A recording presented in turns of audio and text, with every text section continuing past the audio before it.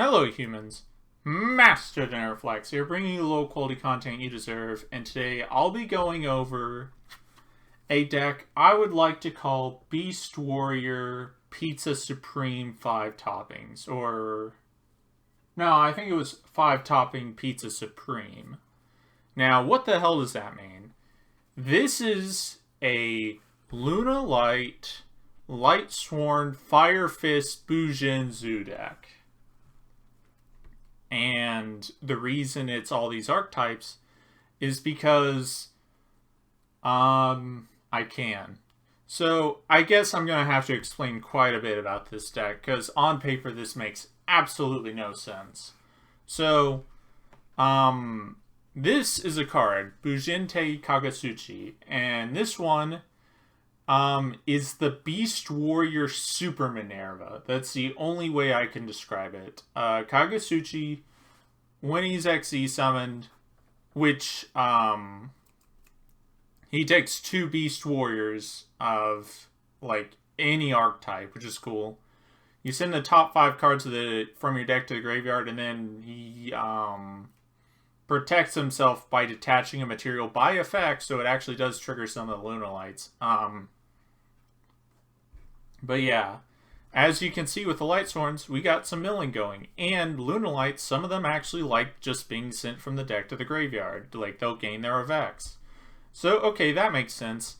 Now, where do the rest come in?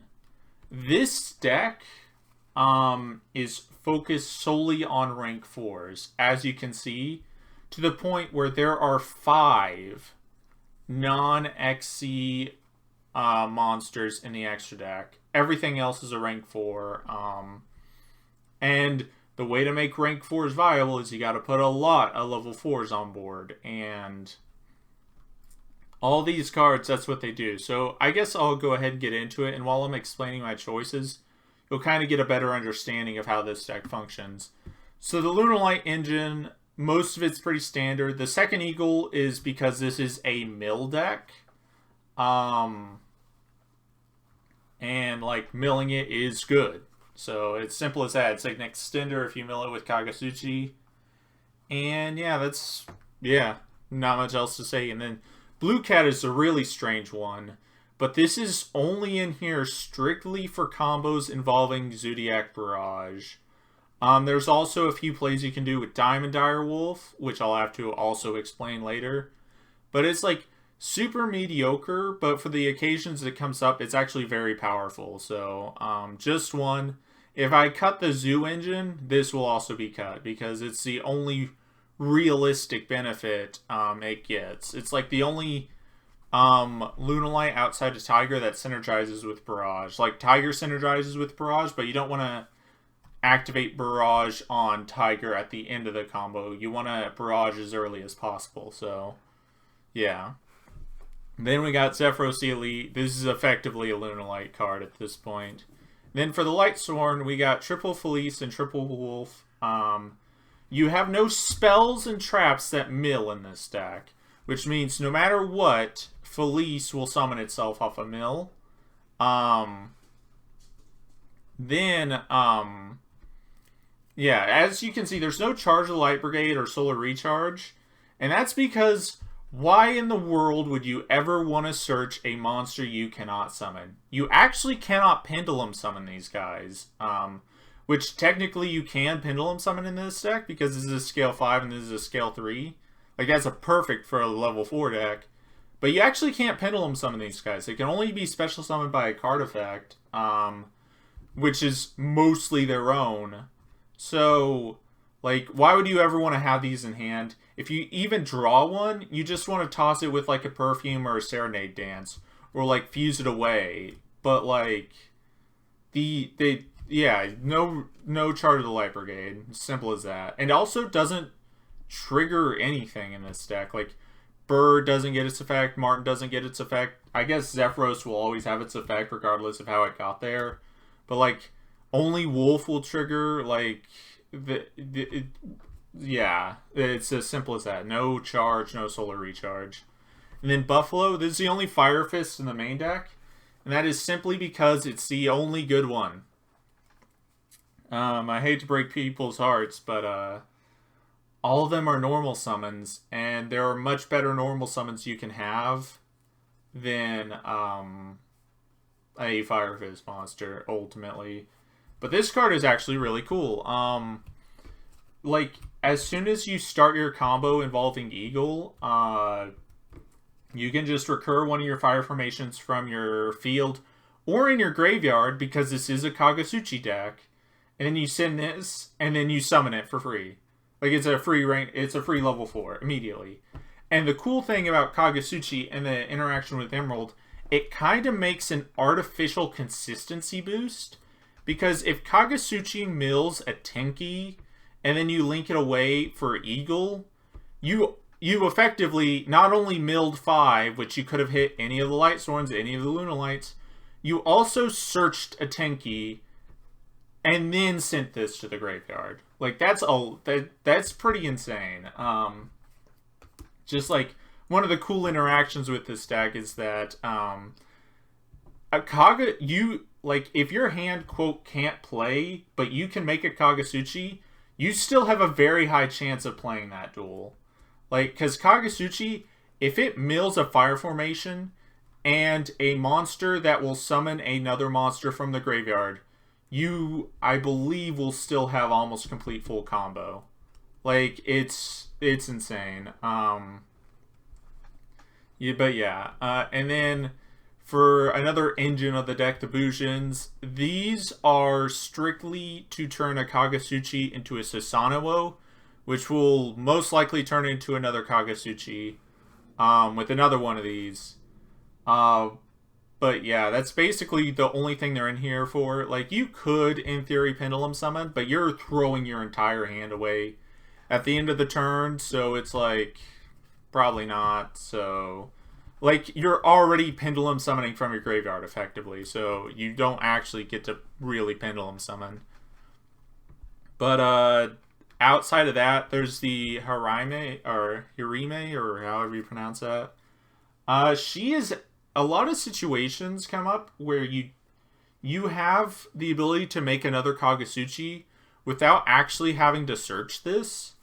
And in many situations like that, what you can do instead is actually just search this.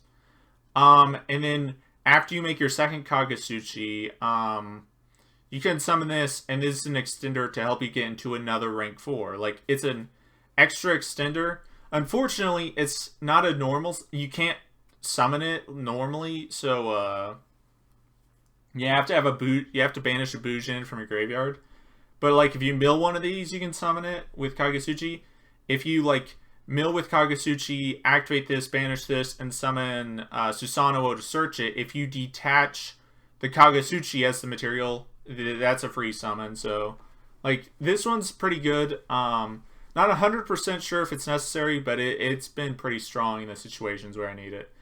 And then, sad to say, the worst engine of this deck is definitely the Zoodiacs. They offer no utility outside of Barrage, and it's one of the reasons why if I change this, like, Siding, Blue Cat, and all the Zoodiacs always come out. It's just as simple as that, because these are extenders in the sense that they're kind of just there to where if your hands need to make a Kagasuchi and you have nothing else, you still have a backup plan. Unless your hand is truly unplayable, then these cards still don't save you. But yeah, it makes good hands better and bad hands better. But at the same time, these literally are normal monsters. I guess technically it gives you a boost if you use this for like a Kagasuchi. It gets really big and it gets piercing. Yeah. It's just stuff like that. Not much else to say. Anyways, we have... Well, I guess it doesn't technically get big. It just gets piercing, which is still nice. Like, Tiger King or a Kagasuchi with piercing is, like, okay. Not bad. And the Barrage for the Zoodiacs. Tenki, awesome. Like, every monster in this deck is a Beast Warrior, except this guy. And then we got Ingen. So, this one's kind of weird. Whenever you are cycling Tiger Kings, you usually want to try to set this.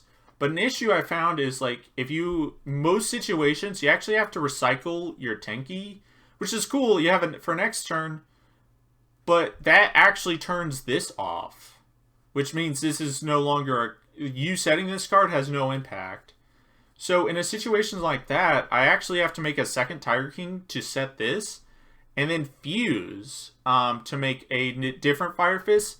This will then be up, and this will be active, because you have a Fire Fist and a Fire Formation. And the fusion itself is actually only good if you have Palooza up. If you have Palooza, it's actually really good, but any other situation, it's almost a normal monster, unless your opponent just doesn't read it. But yeah, one of this. It also is pretty cool because it empties out your hand if you draw like these, or if you have a Lunalight on field, you can actually fuse like Emerald Bird away to actually get another summon. So like triggers some of the Lunalights too. So that's pretty cool. Then we got triple Foolish Burial Goods, one Foolish Burial, triple Perfume, one Serenade Dance, and then the Counter Trap. I was actually testing this in pure Lunalights. When I say pure, I mean like the Danger Lunalight variant that doesn't play the Orcust cards. I was actually testing this in there, and this is awesome. This card is actually great. It's one of the cards, though, where it actually takes up an extra deck slot, too, because most of the combos in the Danger Lunalight and this version, you do need to make 2 Tiger King, which means like this is kind of a card that also takes up a slot in your extra deck. But that being said, this is actually really good. And if you're ending with Palooza, the only thing you have to worry about is Spell and Traps. So if you have this to negate it, then you're golden. Side deck, whatever you want it to be. Extra deck, 2 Tiger King. Like I said, for the common combo, you'll end up making 2 of this. You can actually sometimes end up making 3 of this. But your hand has to be insane, and a specific kind of insane, where you have completely super comboed off, but haven't seen Tenki. That's the only time where you want to make 3. And you will actually sometimes need to make 3, but in any other situation, it just like doesn't matter. Double Kagasuchi, this could also be at 3 because you just summon it over and over and over again. This one's pretty good. Susanoo, I already explained. Minerva, because this is still a mill deck, and if you mill Lightsworns, you also get draws, which is actually a real, like, the draws are actually really handy because this deck burns through hand advantage, like, super quick. Like, to the point where you'll sometimes, like, mill Perfumes and Serenade Dances, you, like, can't use that turn. So, like, actually drawing off Lightsworns is the really strong part of this. Then we got Evil Swarm Nightmare, Dweller, Tornado Dragon. Tornado also acts as an extender because you can pop your Tiger to make...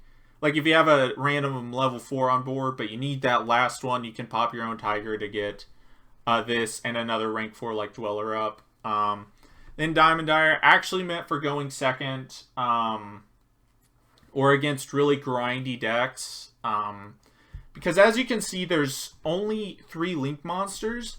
So if you're actually grinding against like a trap deck, you're going to burn through your resources. And after you do that, you actually gotta like just start throwing monsters at them until they run out of traps and you can just win. That's the strategy against trap decks. And Diamond Dire is a card not only you can just throw at them and they're forced to use something on it, you can also like synergize it with Blue Cat. So not only do you get a pop, but you get a summon out of it. So it's like very, very strong. And then Omega, rarely ever make this. This could probably be the 3rd Kagasuchi. But Felice is a tuner. So if you like, if there isn't an XZ you want to make, you can just go ahead and Omega some out of their hand. And then for the fusion, we got Swan.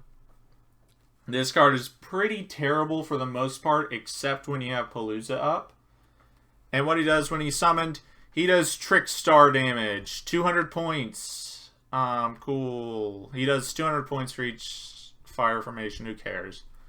But his other effect, which is actually the important one, is during any battle phase, he can send a fire formation you control to the graveyard to destroy a card your opponent controls. Now, you might be thinking, well, how is that useful? It only activates during the battle phase. Palooza typically has 2 to 3 negates on it. So that means it actually can be ran over pretty easily. So if they're baiting out the negates, like if they use 2 and I still got 1 more, then they're going to try to crash over it and then use their effects. But if I stop them from crashing over it, they still have to deal with the negate and they lost their monster. So that's why he's important specifically with Palooza. Specifically. And we got Eagle. Awesome. This card's awesome. Yeah. Metaltron, just because it has 3 down pointing arrows, and then the Palooza, like I explained. And then I got a replay. I'm just going to speed through it because this is a pretty good hand, and it's a pretty typical board. Like, it's a slightly above typical, but like this is averagely what you're going to try to end on. But since it's a mill deck, sometimes it could even be better, or sometimes it could be much worse. It all depends, but I'm just going to speed through this replay so you can see it in action. It's just, yeah, I go fully ham. And it's just, like, a really awesome, like, way to play. Because it's just, like, every card randomly synergizes with each other, which is really cool. And I really like decks that just, like, you can get random parts to work. I'm actually a real big fan of those kinds of decks. And as you can see, this is like basically it. I think 4 mills out of, okay. So I think it's like 14 good cards to mill once you've deck thinned. And when you're deck thinned, you're like at 30 cards or like less than 30 cards in your deck. There's actually a lot to mill. And in this situation, I milled 4 of those good cards, 3 of them being Lightsworns, 1 of them being Emerald Bird, and that's what got me to this board. Spell and Trap negate, 2 monster negates. They try to attack over anything, I just blow it up. I got a Minerva online for next turn, which can either draw me more cards or summon more monsters, or if they attack over it, it has a chance to mill and pop some of their cards. And then Kagasuchi also has 3 ways to protect itself. So it's like, not to mention Tiger for next turn and a Serenade Dance in hand. So it's like, I have so much follow-up, that person probably won't win even if they break this board. But yeah, that's about it. Thank you for watching. Hopefully you enjoyed this video. And remember, Master DinnerFlax will take your soul.